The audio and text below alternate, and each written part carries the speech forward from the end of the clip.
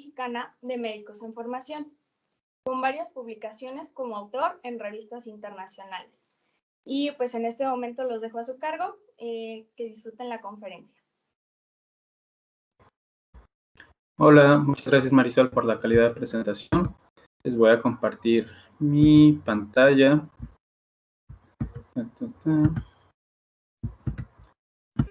Y de una vez les doy las gracias por tomarse el tiempo de aprender un poquito más sobre metodología de la investigación. Nuestro país enfrenta un problema muy serio en este tema, principalmente por tres aspectos. Uno, que es el desinterés natural de los estudiantes y de los médicos ya titulados. Siempre nos dan un enfoque muy clínico, pero dejan a un lado la investigación, como si fuera una carrera aparte, lo cual pues no inspira mucho a las nuevas generaciones a generar investigación. Además, enfrentamos también distintos retos, principalmente institucionales, por falta de apoyo. Y el tercer problema, que es el que más podemos actuar, es la falta de conocimiento teórico y práctico al momento de realizar una investigación, redactar un protocolo y la etapa final, que es publicar. Entonces, si ustedes están en esta conferencia, pues ya son parte o están poniendo su granito de arena para resolver este último punto. ¿Okay? El tema de hoy es el de redactar reportes de casos, que es una de las muchas formas en las que nosotros podemos publicar, hacer investigación y contribuir a la comunidad científica. ¿Okay? Primero definamos qué es un reporte de caso. Es importante diferenciar el reporte de caso a serie de casos, que son muy similares. Pero, en fin, el reporte de caso hace una descripción profunda de las condiciones clínicas de un paciente y el tratamiento que reciba para su enfermedad o para su diagnóstico. Y tiene como finalidad que nosotros, como miembros de una comunidad científica, analicemos la descripción que está haciendo sobre el estado actual del paciente, de la enfermedad y del conocimiento en general de esta enfermedad. Ese es un reporte de casos porque es un paciente. Cuando nosotros estamos reportando múltiples pacientes, generalmente es por la misma enfermedad o por una situación que los entrelace, es cuando hablamos de serie de casos. Y va a depender mucho de la revista o de la institución a partir de cuántos casos se considera serie de casos. Hay algunas que es a partir de 2, hay algunos que es a partir de 4. ¿Sí? Entonces, como una pequeña introducción a los reportes de caso, estos de antemano son la forma más antigua de comunicación científica. Estas son observaciones que nosotros registramos como médicos sobre nuestros pacientes con el fin de educar a nuestros compañeros. La suma de muchos casos va a permitir conocer más de un fenómeno que generalmente suele ser difícil de estudiar, y el hecho de que tengamos nuevos casos o que los estemos reportando va a justificar la investigación sobre lo mismo. No sé si conozcan, por ejemplo, el término de enfermedades huérfanas, que son enfermedades que epidemiológicamente son muy raras.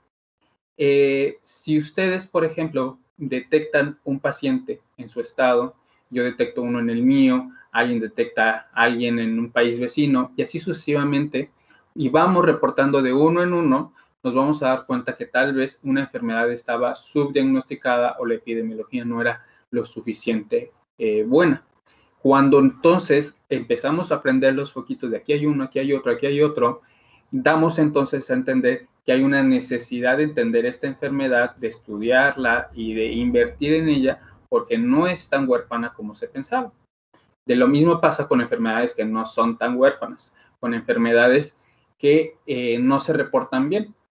No sé si ustedes hayan tenido ya la experiencia, a mí en el hospital sí nos pasó varias, que hay muchos, sobre todo en pediatría, casos que son de enfermedades infecciosas que necesitan ser reportadas. Mande. Una disculpa por la interrupción, pero es que me comentan que no ha cambiado aún la diapositiva, entonces, please, ¿puedes volver a compartir pantalla para cambiarla?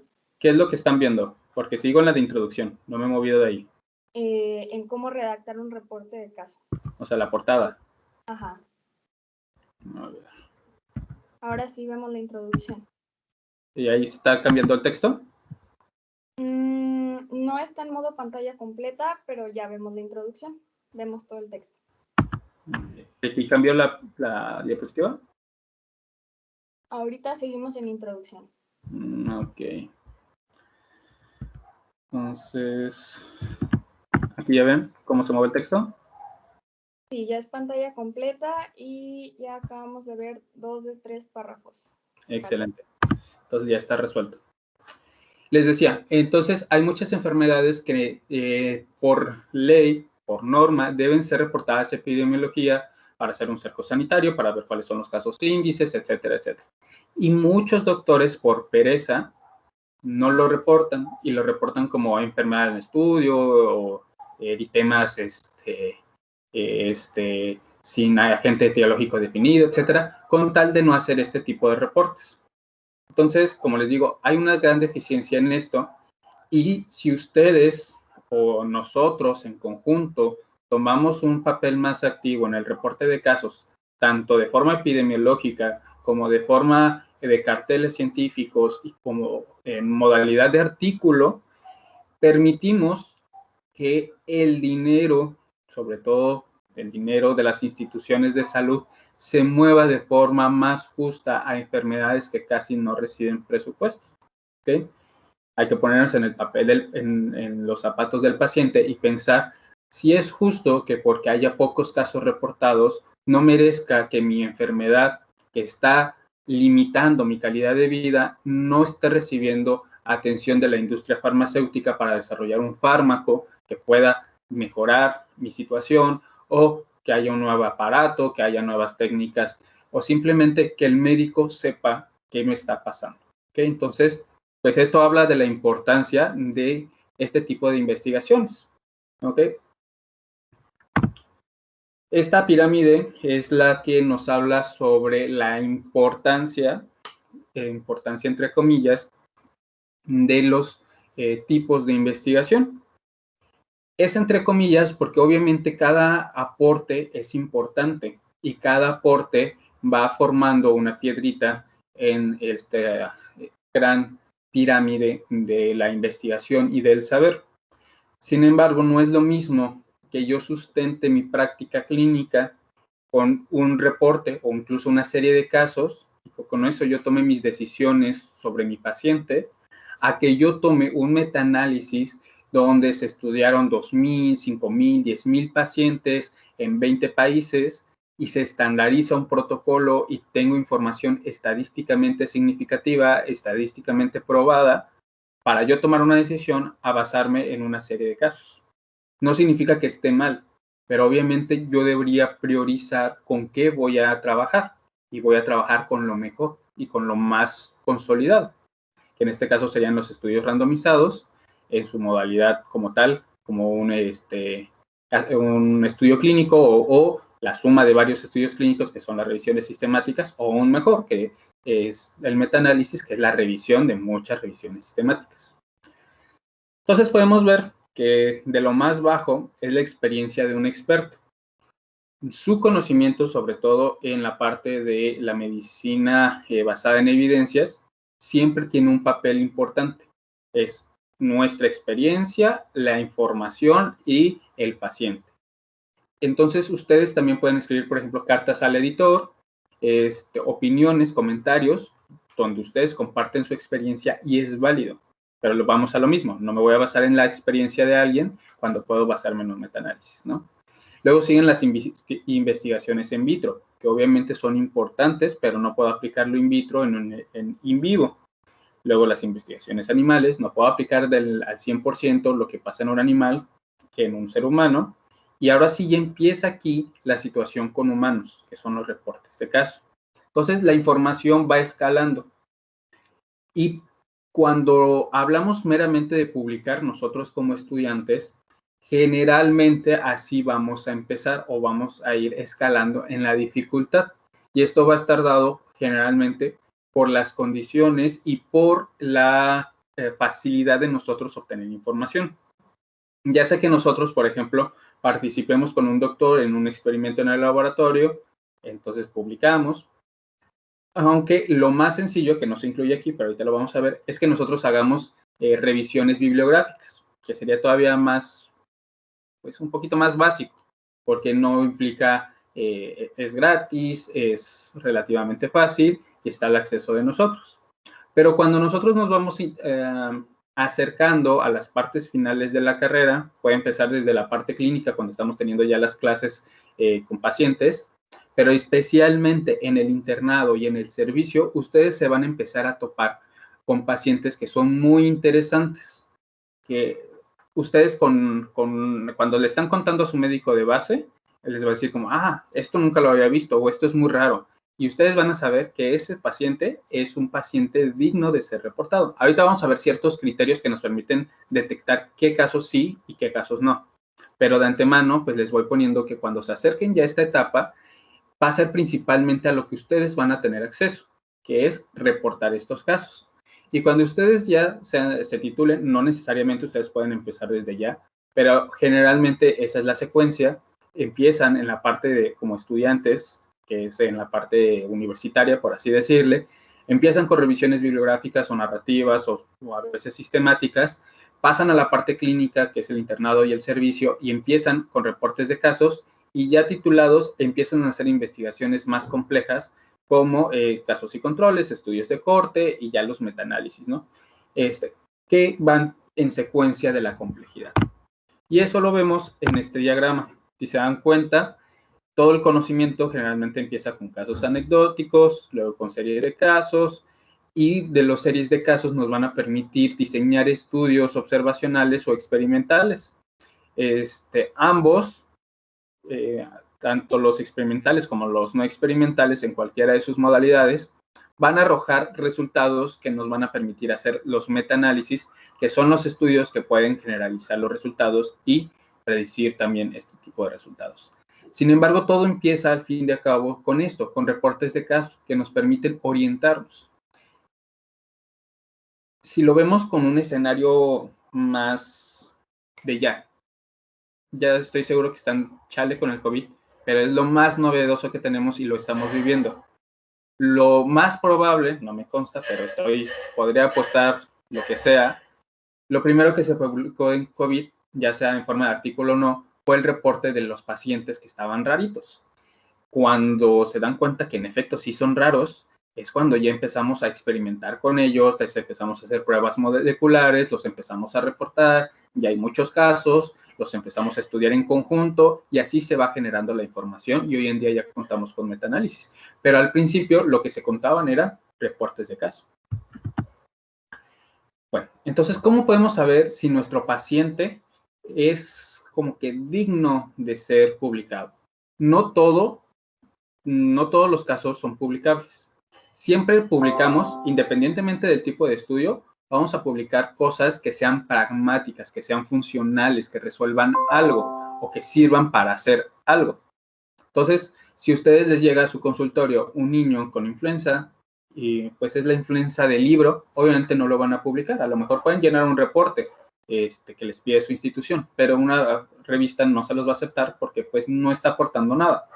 Pero, por ejemplo, si su paciente tuviera un cuadro clínico o un síndrome, alguna alteración hereditaria, que ya se haya descrito, pero que sea muy rara, que sea muy poco frecuente, es bueno publicarlo, por lo mismo que les comenté al principio.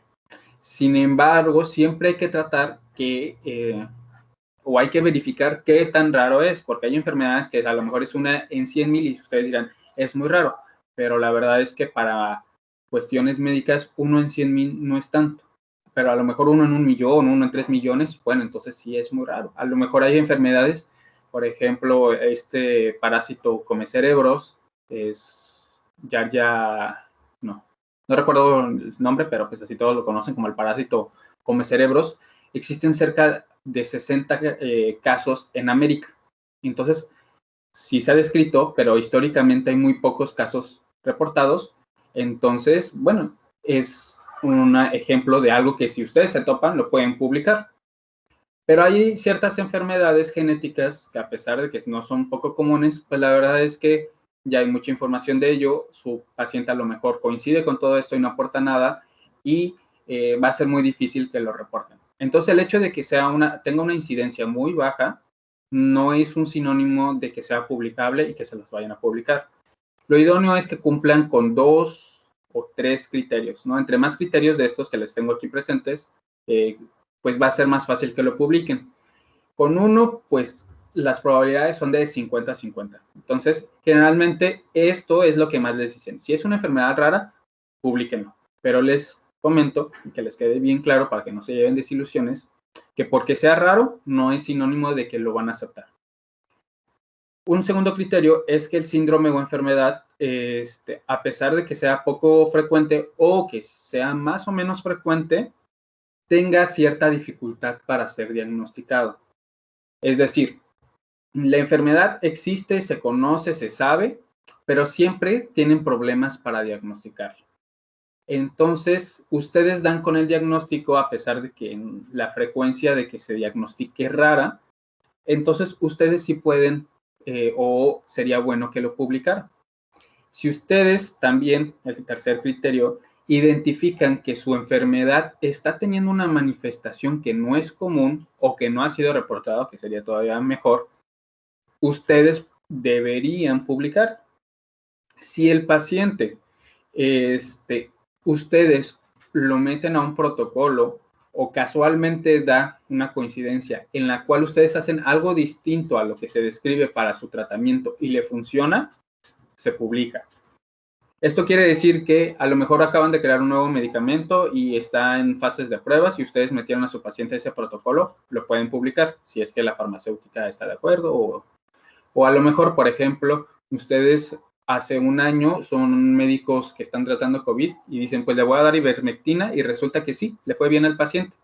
Es un medicamento que ya existe, que no es su objetivo, pero por alguna razón se lo dieron, a lo mejor tenía escabiosis también, tenía COVID y escabiosis y se curó del COVID, ¿no? Entonces, eso lo pueden reportar. O a lo mejor una cuestión quirúrgica. El paciente necesitaba una resección de colon, pero ustedes le partieron el colon a la mitad, lo cosieron al intestino, le pusieron epiplón y le salió, lo reportan. Ahora bien, si ustedes notan que le dan el mismo tratamiento que ya está aprobado, que ya está designado y que se sabe que funciona, pero por alguna razón a su paciente no le funciona o tiene una reacción adversa que nunca se ha descrito o que sí se ha descrito, pero es muy raro, también lo pueden reportar. Si ustedes también se les ocurre una forma nueva de diagnosticar a su paciente y les funciona, se reporta. Si se dan cuenta, estamos hablando de un paciente, no de muchos pacientes. Y son cosas o que ustedes innovaron, ya sea en el tratamiento, en el diagnóstico o en el manejo, o que por accidente pasó, o que hicieron todo igual y algo que no se esperaba pasó, es la forma de resumir las cosas que su paciente o por las cuales pueden o deberían reportar a su paciente. ¿Okay?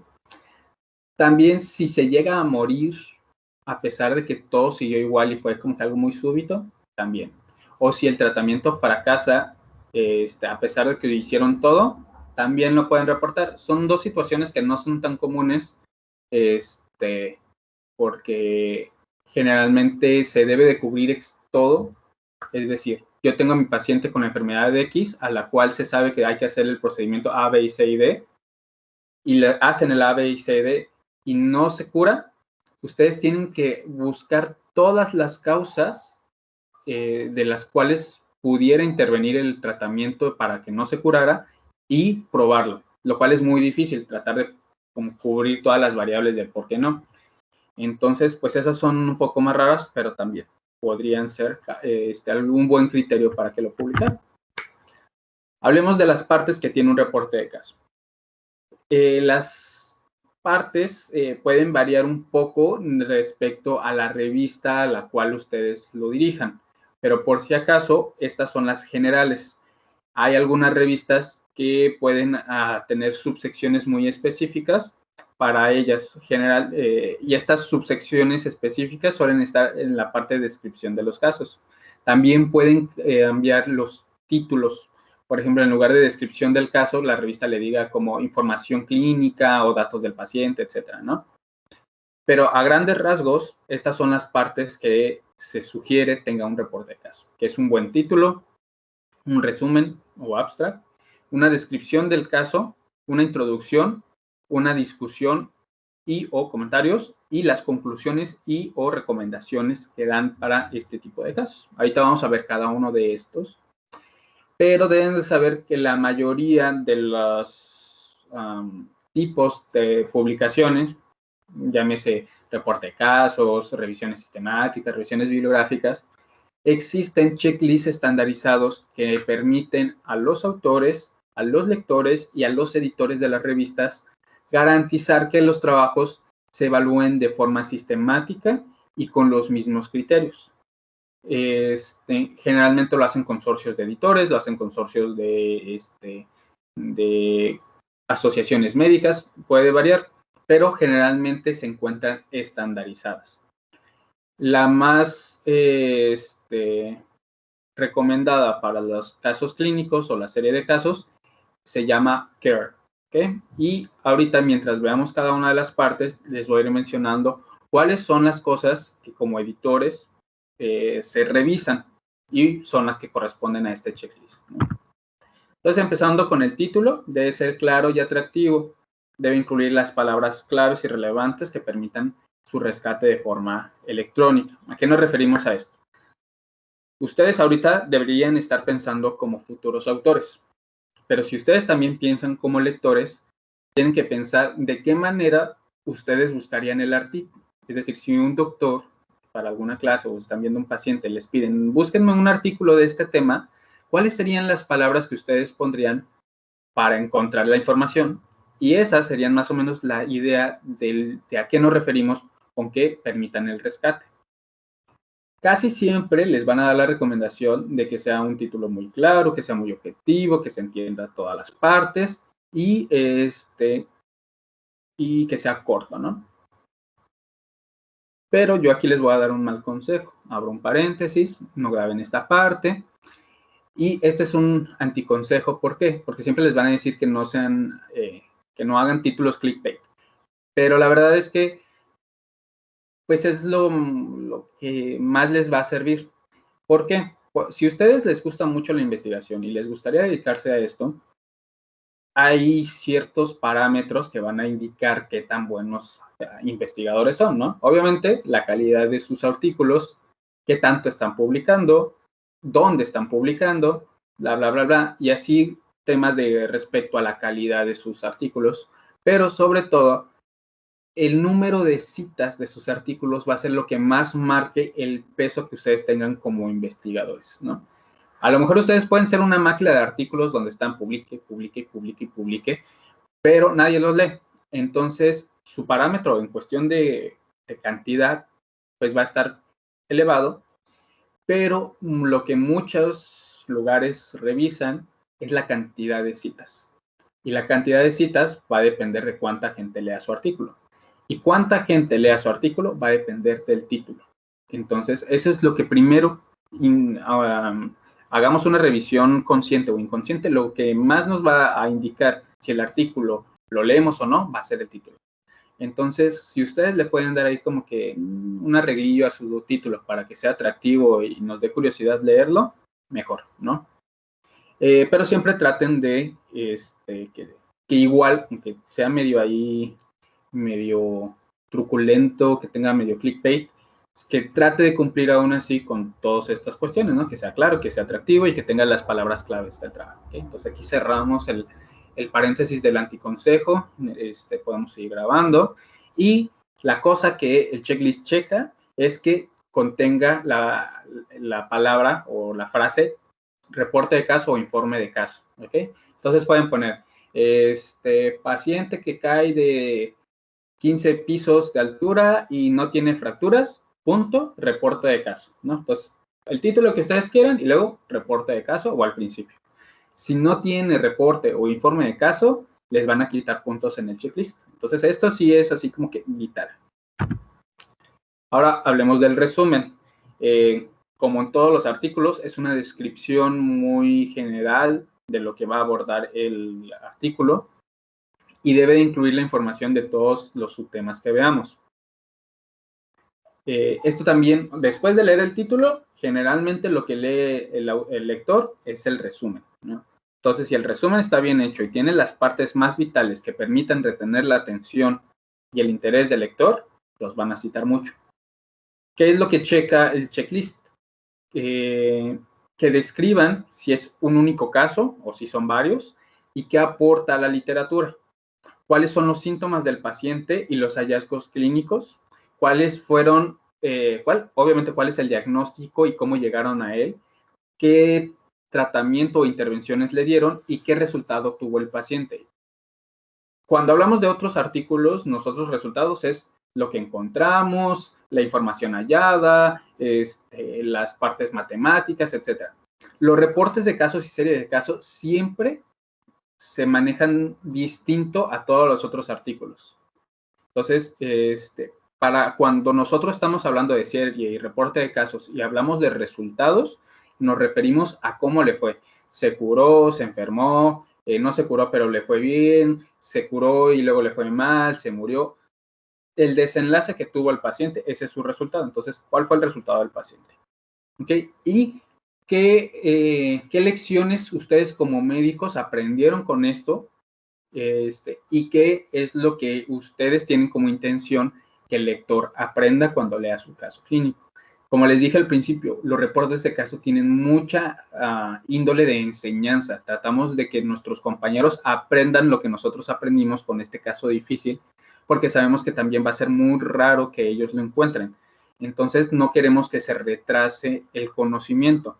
Entonces, para cuando a él le llegue, no quiero que cometa los probables errores que yo cometí o que pudo haber cometido. Quiero que él ya sepa lo que yo aprendí para que cuando le toque solo crezca el conocimiento. No que aprenda lo que ya aprendí, pero pues no le dije.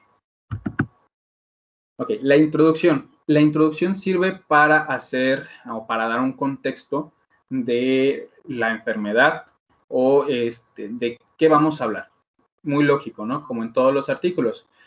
Pero como se tratan de enfermedades raras, la mayoría de las veces nosotros tenemos que describir, pues, por qué es rara, cuál es la incidencia, dónde son los casos, cuántos han reportado, y es de forma muy breve. ¿Okay? Tenemos que también describir las manifestaciones clínicas de la enfermedad y qué es lo que nosotros, cómo lo podríamos topar. ¿Okay? Aquí le estamos diciendo al autor o a nuestro compañero médico qué es lo que necesitan saber para que si les llega un paciente igual, lo puedan reconocer. A diferencia de cuando ya empezamos a hablar del paciente, ahí le vamos a hablar de lo que a mí me pasó. ¿Okay? Entonces, en la introducción hablamos de qué es lo esperado y qué es lo que se sabe. Y luego le comparto qué es lo que me pasó a mí. ¿Okay?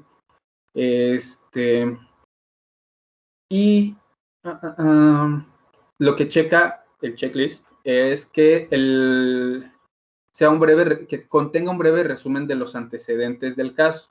Es decir, que nosotros contemos toda esta información general y que le narremos tantito de cómo llegó el paciente a nosotros, de dónde viene, o en qué condiciones o por qué llegó a nosotros. ¿Okay? Y aquí viene lo bueno, aquí viene lo más importante, que es la descripción del caso como tal. Aquí nosotros vamos a dar toda la información a los lectores para que nos crean. Aquí vamos a justificar todo, del por qué es un caso raro, de si digo que me encontré una placa con una cavitación en el ápice derecho, tengo que poner la placa. Si digo que tiene el QTS aumentado, pongo el electro, toda la información para yo armar mi caso, la pongo en esta parte, que es la parte más gruesa del artículo. ¿Okay? Aquí narro todo. Narro cómo me llegó, qué le hice, cómo lo encontré, cómo lo diagnostiqué, cómo lo traté, cómo le fue. Todo respecto a mi paciente va en esta parte. ¿Okay? Y vamos a ver cuáles son las partes específicas que debe tener mi caso. ¿Okay? Lo podemos dividir para fines prácticos en dos áreas, ¿no? De quién es mi paciente y su enfermedad. Mi paciente y su enfermedad. ¿Okay? La información del paciente debe venir la cuestión demográfica, sexo, edad, lugar de origen, residencia, básicamente la ficha de identificación de una historia clínica normal. ¿Cuáles son los síntomas por los cuales me llegó el paciente? ¿Con cuáles debutó? ¿Con cuáles lo encontré? ¿Cuáles le fueron apareciendo? ¿Cuáles se le quitaron? ¿Cuáles son sus antecedentes heredofamiliares? ¿Cuál es su dieta? ¿Cuáles son sus hábitos de vida? Toxicomanías, intervenciones, los resultados de esas intervenciones, que para fines prácticos en una historia clínica serían los antecedentes personales no patológicos y los patológicos. Las enfermedades concomitantes, tanto actuales como anteriores, cuáles son los tratamientos y cómo intervienen con la enfermedad que estoy narrando.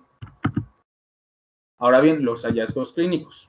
Aquí voy a poner la exploración física, los laboratorios, los estudios de imagen.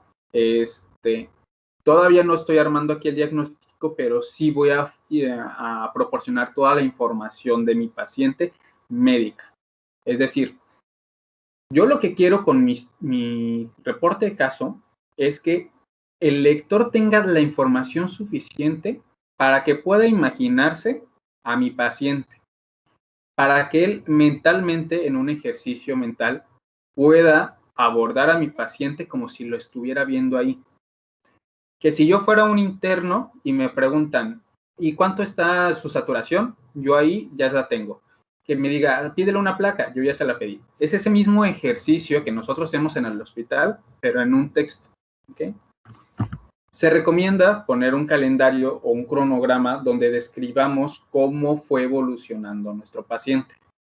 Desde el momento en el que tuvo las primeras manifestaciones, incluyendo el momento en el que me llegó, en el que le hice las pruebas, el resultado de las pruebas, el cronograma de cómo le di su tratamiento y cuál fue la resolución en periodos de tiempo. Esto se puede describir o se puede hacer en una figura. Es de hecho muy habitual que se pongan literalmente líneas del tiempo donde describa todos estos hitos. Si hubo un momento en el que se agudizó, si tuvo una crisis, si hubo un momento en el que pensamos que lo íbamos a dar de alta, pero siempre no. Todo evento que sea relevante, que se incluya en esa línea del tiempo. Tenemos también la opción de hacer la línea de tiempo y nada más poner, por ejemplo, primer cuadro agudo o primera intervención quirúrgica, complicación, y en un apartado de texto describir. La primera complicación fue que hizo acidosis metabólica, la cual se trató con bla, bla, bla, bla, bla, bla, ¿no? Lo importante es que quede bien claro el orden y el tiempo entre suceso y suceso. Finalmente sigue la parte de evaluación diagnóstica. Aquí vamos a describir cómo dimos con el resultado y cuáles fueron los problemas que tuvimos o los que pudimos tener y no tuvimos, ¿ok? Para diagnosticar. Y con problemas es todo, que el paciente no se dejaba tomar la muestra, que no teníamos reactivo, que la prueba no se hacía en nuestro hospital, que el paciente no tenía dinero para hacerse ese estudio, que se perdieron los resultados, que el paciente se fue a Nayarit a medio estudio, lo que sea que haya pasado, se cuenta aquí, ¿ok? Y luego hablamos de un racionamiento diagnóstico, es decir, aquí es cuando nosotros vamos a analizar de cómo llegamos a ese diagnóstico, de cuáles fueron nuestros diagnósticos diferenciales, cuáles fueron nuestros diagnósticos sindromáticos, cuáles fueron los anatómicos, cómo fuimos descartando enfermedades y cómo se iba alineando, ¿no? En este punto es muy común que digan, las manifestaciones más características de la tuberculosis son pérdida de apetito, diaforesis nocturna y hemoptisis, ¿no? En las cuales coinciden con nuestro paciente, ya que presentó pérdida de peso de 10 kilos en un periodo de un mes, que fue el mes comprendido de marzo a abril, presentó hemoptisis en mayo, la cual se quitó en marzo, etcétera, etcétera, etcétera. Todo eso ustedes lo tienen que ir armando en esta parte y tienen que ir justificando de por qué sí se cumple y cuáles son las manifestaciones habituales que sí se presentaron cuáles son raras y se presentaron, y cuáles no son esperadas y se presentaron, o en su defecto, cuáles no se presentaron. Okay, entonces aquí yo ya describí a mi paciente y su enfermedad. Luego viene otra parte muy importante, que es el tratamiento y el resultado. Cuando hablamos de las intervenciones terapéuticas, nosotros tenemos que hablar qué tipo de intervenciones hicieron. A lo mejor es un paciente con cáncer y le dieron quimios, le dieron radio, le hicieron algún procedimiento quirúrgico, alguna combinación, un tratamiento nuevo, algún anticuerpo que acaba de salir al mercado, a lo mejor le dieron cuidados paliativos, no le dieron ningún tratamiento. Todo esto va aquí. ¿Cómo administraron cada una de las intervenciones? Si le dieron radioterapia, ¿en qué lugar, cada cuánto tiempo, a qué dosis, a qué distancia, en dónde se la daban? Si le dieron quimio, qué quimio era, qué dosis, en qué presentación, cada cuánto, si la calentaban, si la enfriaban, si a la paciente la ponían en decúbito, si le daban vueltas, si le daban una alimentación especial. Todo se describe aquí. ¿Ok? Y también si hubo algún cambio en la intervención. A lo mejor su paciente estaba en etapa 2, donde el tratamiento habitual es radio y quimio, y de repente suspenden y la meten a cirugía, ¿okay? Que es algo que no se esperaría para esa etapa, pero resulta que tuvo un efecto adverso, entonces lo justifican, ¿no? Decidimos se decidió intervenir quirúrgicamente porque presentó esta complicación, porque le encontraron pólipos y pues aprovecharon, porque lo que haya pasado lo justifican, ¿ok? Y si no lo pueden justificar, describen, pues, o sea, a qué lo llevó a hacer eso, ¿no? Y después van a decir cómo le fue a su paciente, si, como ya les había dicho, si se curó, si no se curó, si se murió, si no se murió, si le fue bien, si le fue mal, si tuvo alguna complicación, ¿ok? Tienen que evaluarlo desde dos puntos. Desde ustedes médicamente, cómo la ven, si ustedes ven que sí mejoró, que no mejoró, como que se ve más feliz, como que no se ve más feliz, pero también tienen que contar cómo se siente la paciente, porque a lo mejor sus laboratorios ya están bien, el tumor ya está más chiquito, subió de peso, y ustedes ponen paciente, le va bien, ya es lista para su alta, el mejor tratamiento del mundo, pero resulta que a su paciente todavía se siente mal, le generó problemas que le quitaron una mama y ahora tiene depresión. Entonces, una cosa es lo que ustedes médicamente vean y otra cosa es lo que el paciente siente y que también percibe. Y tienen que describir físicamente cómo se siente y emocionalmente cómo se siente. Y deben de complementar con los resultados en pruebas, ¿no? Aparte de que ustedes describan que subió de peso, que se ve más chapeadita la paciente, tienen que poner cómo están sus marcadores tumorales, cómo está su nueva radiografía, cómo está su nuevo PAP, etcétera, etcétera, ¿no? Entonces, complementan. ¿Cómo la ven ustedes? ¿Cómo se percibe el paciente? ¿Cómo están sus laboratorios? Y cómo toleró el tratamiento. Y obviamente las complicaciones. Ahora la parte de discusiones y comentarios. Aquí es donde ustedes van a hacer énfasis en qué se hizo bien, qué no se hizo bien, qué recomiendan, qué aprendieron, qué observaron, qué sugieren. ¿Ok? Y esto con el fin de que sus compañeros no cometan esos errores o que los eviten o que mejoren la técnica, ya sea de diagnóstico, de tratamiento, etc. Aquí, todo para arriba. Y finalmente un área de conclusiones y recomendaciones, que aquí es donde nuevamente ustedes hacen un énfasis o justifican de por qué este caso debe de ser reportado, por qué este caso debe ser leído, por qué este caso es importante y qué es lo que tiene que aprender el lector. ¿Okay? Muchas revistas generalmente combinan estas partes, lo que es la discusión, los comentarios, las conclusiones y las recomendaciones en una sola área. Pero es importante que entiendan la diferencia. Aquí ustedes van a comparar lo que dice la literatura con lo que ustedes encontraron, van a justificarse y van a hacer, pues pueden dar su opinión, ¿no? Como yo creo que el paciente le fue bien, a pesar de que la literatura diría que no debería irle bien, ¿no? Y en esta parte ustedes hacen sus conclusiones. Si a un paciente presenta tal y tal dato, a pesar de que no cumpla con el cuadro clínico, pertenece, tengan en cuenta que si dan este tratamiento, con este tratamiento le va a ir así. aquí ya le están dando como que la parte académica a su lector. El Kern nos dice que debemos de tener una discusión sobre los puntos fuertes y los puntos débiles o limitaciones de nuestro caso o de nuestra práctica, que debemos de justificar nuestras conclusiones, obviamente basada en la literatura. Debemos de hacer cierto raciocinio, ¿no?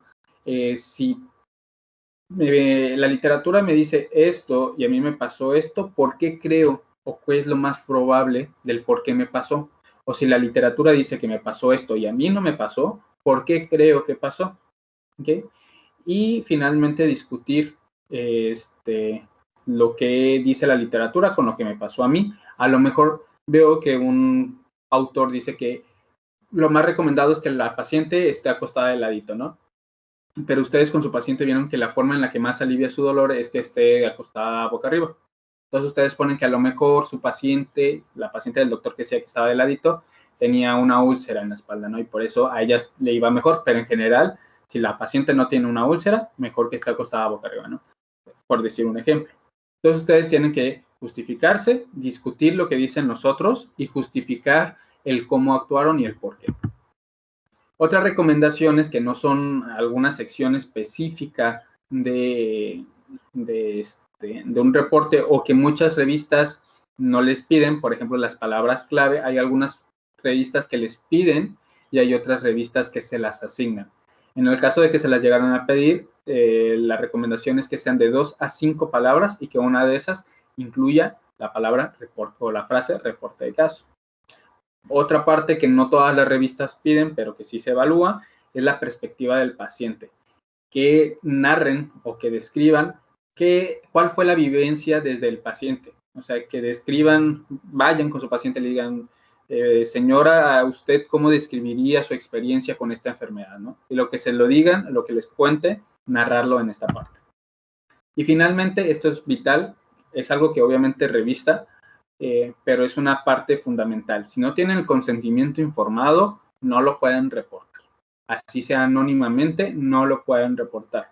¿Okay? Es uno de los principios básicos de bioética y la mayoría de las revistas, si no tienen su consentimiento informado, no les van a aceptar su artículo.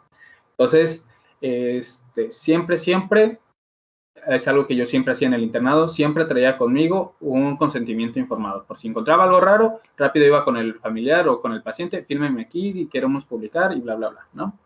Entonces, hay revistas que ya tienen su consentimiento informado listo para que lo descarguen. Entonces, esto es útil cuando ustedes ya saben a qué revista lo van a mandar, que no es lo idóneo es que siempre tengan el caso y luego busquen la mejor revista, pero si fuera al revés, que ya saben a qué revista quieren ir, pueden verificar primero si ellos ya les dan un consentimiento informado, y si no, yo les recomiendo lo pueden así googlear literalmente como Comité de Evaluación Ética de la Investigación, consentimiento informado OMS, y les va a venir este.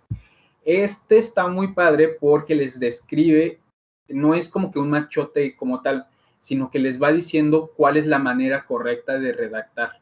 Y les da un borrador que pueden ir ustedes modificando sección a sección según convenga. ¿Okay? Todos los consentimientos informados deben de tener dos partes claras, que es la parte de información, que es donde ustedes le van a decir al paciente quiénes son, qué van a hacer con su información, por qué lo van a hacer, cuál es el objetivo de esto, bla, bla, bla. Y la segunda es como tal el formulario de consentimiento, donde el paciente pone sus datos y firma de que él autoriza que reporten su caso, que utilicen sus laboratorios, que utilicen sus datos, que utilicen sus fotos. ¿Okay? Eso es fundamental. Ok, y la información en general es esa. Esta Amanda me mandó unas preguntas que me pidió que resolviéramos. Y se las comparto. No lo agregué como tal a la presentación, porque eso es como que un temita aparte, que se toca en general con todos los tipos de publicaciones, pero una de las preguntas es, ¿en qué revista recomiendan empezar a enviar casos clínicos?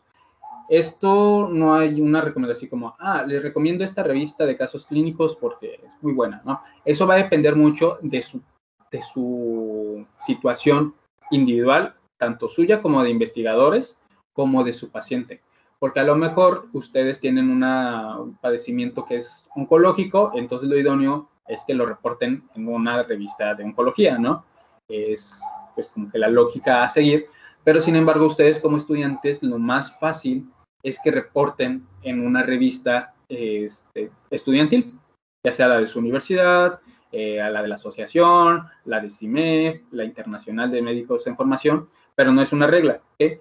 Si su caso está así como que, pues sí, interesante, pero no es así como que la panacea de los casos clínicos, pues a lo mejor va a ser más difícil como que reportarla en una revista un poco, pues no sé qué adjetivo utilizar, pero un poco más seria, pues no seria, pues como que más rigurosa, ¿no? O que de alta especialidad. Entonces, si no es así como que acaban de descubrir la variante Omega del COVID, pues a lo mejor no se las acepta, ¿no? Entonces, tienen que tener en cuenta esas dos cuestiones, ¿no? ¿Qué tan intenso es su caso? Y la especialidad del caso. ¿Ok? ¿Cuáles casos se pueden reportar? Pues son los criterios que ya les comenté. ¿Quién puede enviar un artículo a la revista CIMEF? Esa es una pregunta muy importante. CIMEF tiene ciertos criterios de publicación. Uno de los principios o de los criterios son los principios de autoría. ¿Quién puede ser autor en CIMEF? Cualquier estudiante de medicina. En su calidad de universitario, en su calidad de interno, en su calidad de pasante. Residentes y médicos adscritos pueden publicar en CIMEF, sí, siempre y cuando uno de los autores o coautores sea un estudiante de medicina. Pero ojo aquí, si todos los estudiantes de medicina, salvo para las cartas al editor, necesitan tener un asesor o un coautor que sea un profesional de la salud, un residente, un adscrito, etc. ¿Okay? Entonces, respuesta corta, ¿quién puede publicar un reporte de casos en CIMEF? Cualquier estudiante de medicina. ¿Cuál es la mejor metodología para hacer un reporte de caso? Encontrar un caso interesante, solicitar el consentimiento informado antes de que lo den de alta, antes de que se muera, antes de que lo trasladen. Siempre consiguen, así, lo primero que tienen que hacer es conseguir que les llenen el consentimiento informado. Ya si se lo llevan a otra parte, si le pasa lo que le tengan que pasar, ustedes tienen el derecho y el permiso de usar el expediente clínico como ustedes les convenga, ¿ok? Entonces, detectar que es un caso publicable sería el primer paso. El segundo paso sería conseguir el consentimiento informado. Y otro paréntesis, ni hagan nada, ni se pongan a leer en PubMed sobre la enfermedad rara así con intención de publicarlo, porque si no consiguen el consentimiento informado, valió chetos, ¿no? Y nada más se van a ilusionar. Pero bueno, el tercer paso sería recolectar toda la información del paciente. Cada nota, cada radiografía, cada laboratorio, todo lo deben de tener. Y eso es más que nada por si se va o por si algún doctor hizo una nota más, no así bien escondidita de una frase, pero que es vital, por eso tienen que conseguir siempre el expediente. Para los pacientes de ISSSTE y del IMSS es bien fácil descargar el expediente electrónico, pero para los hospitales de salubridad y pues hay algunos doctores que son medio anticuados y no saben usar la computadora, es importante que tomen el expediente en físico y revisen que no hayan notas que hayan hecho a mano o que hayan hecho observaciones o correcciones. Entonces lo descargan, van al expediente físico y revisan que no haya nada que se les haya escapado, fotocopian cada resultado del laboratorio, duplican tomografías, radiografías que estén en disco. Si son radiografías o tomografías que estén en la placa, tienen que tomar una foto súper nítida en un negatoscopio. Todo tiene que verse clarísimo en HD, como si fuera foto de libro. Si está movida, así como que se ve borrosa, generalmente no se los aceptan. Ya que tengan todo eso, se les recomienda que busquen la información o se den una empapada del tema para que sepan a qué se van a enfrentar y luego que hagan llenado de la información que les acabo de dar, que redacten el caso clínico, que redacten el abstract, que se busquen un asesor que les diga si lo están haciendo bien, si lo diga que está haciendo mal. Si es un reporte de un paciente oncológico, vayan con un oncólogo y que les diga, sí, te recomiendo que leas este artículo para tu marco teórico, te recomiendo que cambies tu conclusión, porque la verdad aquí esto no tiene sentido, etcétera, ¿no? Entonces, que se busquen ese asesor y ahora sí que lo publiquen. ¿Cómo empezar a publicar? Pues ya les dije, lo más fácil, si ahorita son universitarios, una revisión bibliográfica es lo más rápido, lo más barato y lo más fácil. Si ya tienen acceso a los pacientes, eso es mucho mejor. Y pueden ya sea que ustedes lo hagan solito, leyendo, instruyéndose como con este tipo de clases, o en su defecto juntarse con un investigador, con un médico de base, que más o menos haga reportes y que ellos mismos como que los tutoreen. Yo he tenido la triste experiencia, y por eso no me gusta este segundo método que es pegarme a alguien, porque generalmente los investigadores tienen tantas cosas que hacer que la verdad ni atención te ponen o no te incluyen, etcétera. Entonces la verdad es que o a mí me pasó, estaba perdiendo mi tiempo. Y también me pasaba en el hospital que yo encontraba casos así que decía, no manches, esto lo tengo que publicar ya. Entonces iba y le decía al residente, hey, Doc, hay que publicar esto. Y de, no, ahorita tengo 1000 notas que hacer, tengo que ver lo de la tesis. Bueno, iba con el adscrito y qué hueva, la verdad es que eso de estar haciendo reportes no es lo mío. Entonces ahí como que perdí la ilusión de que alguien ya titulado me fuera a ayudar. Entonces dije, como muy bichota, yo perreo sola, yo lo publico sola y pues todo bien, ¿no? Entonces, va a depender mucho también de su contexto. Si en su comunidad hay mucho apoyo científico, pues lo más recomendado es eso, ¿no? Que se junten con alguien que sabe, porque les va a ser más fácil y van a aprender más rápido. Pero si no, que eso no los desanime y ustedes perríen solos. ¿Con qué beneficio cuenta? O sea, ¿qué ventaja tiene una persona que ha publicado versus la que no ha publicado? Esto es muy mágico, amigos. Sobre todo, el ejemplo más claro es el de la especialidad. Si ustedes van a hacer una especialidad, hay muchos hospitales que les piden como criterio que tengan publicaciones. En el caso de que no sea un criterio, pero sea que fulanito sacó el mismo puntaje que ustedes y que casualmente tiene la misma calificación de ustedes, el desempate suele ser el número de publicaciones. Si ustedes se van a ir al extranjero y necesitan validar su carrera, muchas, sobre todo Estados Unidos, les piden cierto número de artículos. Entonces, eso también. Si ustedes quieren ser maestros en alguna institución, les van a pedir que junten ciertos puntos, los cuales pueden obtener con publicaciones. Si ustedes quieren ser investigadores, pues ni hablar, ¿verdad? Les van a pedir cierto número de publicaciones para pertenecer al Sistema Nacional de Investigadores, les van a pedir cierta cantidad de proyectos. Entonces, la investigación hoy en día, a pesar de que no tiene el apoyo necesario, empieza a tomar un papel de importancia más grande que antes, ¿no? Entonces, sí hay muchas ventajas, su currículum está más cool y los hace ver más guapos. ¿Y cómo saber dónde publicar? Hay un buscador de el server, pero la verdad no recuerdo. Lo voy a buscar y se los paso con Moni. Para ustedes que terminan su artículo, en ese buscador ponen un pedacito de su abstract y en base a las palabras clave les va a sugerir qué revista es la más indicada. Como estudiantes, obviamente va a ser más fácil, como les dije, en las revistas que son evaluadas por estudiantes, al fin de cuentas. Ya sea CIMED, ya sea CIMED, ya sea la Revista Internacional de Médicos en Formación, la que sea es buena. O si su institución tienen una, en nivel de facilidad, pues esas son las más fáciles. Luego las segundas más fáciles van a ser las revistas nacionales, las de los colegios nacionales. La revista del IMSS, la del Colegio de Neumología. Esas son las segundas más fáciles. Y las terceras van a ser, pues, las regionales, las que sean del continente, ¿no? Y ya después, entre más lejos se vayan de su localidad, pues más difícil se pone, porque generalmente, pues, son las europeas, las americanas, que son las como que de mayor prestigio y por tanto se vuelve un poquito más difícil. ¿Sí? Esas son las preguntas que me habían pasado, se las contesto rápidamente, pero si ahorita les queda alguna pregunta, pues adelante, la contestamos. En dado caso de que Ok, no, es gracias. Perdón, continúa, Samuel. dime.